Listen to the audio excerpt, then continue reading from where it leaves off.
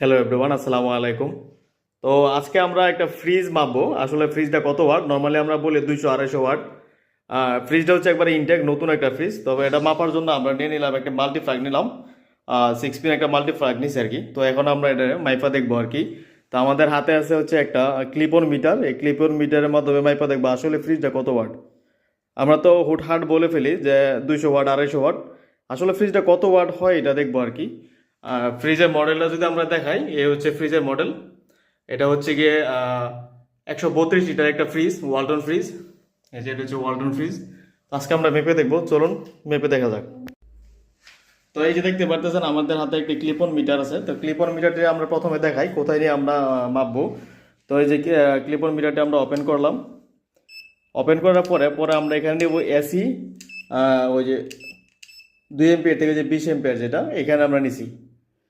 তো এই যে এখন আমাদের এখানে দেখাচ্ছে 1 পয়েন্ট দেখাচ্ছে, এটা আমরা জিরো করে নিব। এই তো এখানে আমাদের জিরো দেখাচ্ছে। তো এখন আমরা মাপবো এটা। বুঝছো? এই যে আমরা ফ্রিজটা প্রথম আমরা এই যে চালু করে নিছি। এই যে সুইচের মাধ্যমে আমরা চালু করে নিলাম, আর এখানে আমরা আছে। তো সরাসরি আমরা যাই। এই যে আমরা একটা ধরলাম, এখানে দেখাচ্ছে 0.37, 0.37 দেখাচ্ছে। আর যদি আমরা অন্যটা মাপি, তো সেম দেখাচ্ছে 0.37 দেখাচ্ছে। তো এটা যদি আমরা ক্যালকুলেশন করি তাহলে এটা ক্লিয়ার হবো। তো এখন দেখবো আমরা ক্যালকুলেটরের মাধ্যমে কত আসে। তো আমাদের প্রথম ওইখানে ছিল হচ্ছে গিয়ে 0.37, আর ইন্টু আমাদের ভোল্টেজ, বর্তমানে ভোল্টেজ হচ্ছে গিয়ে 220। তো এই যে 220,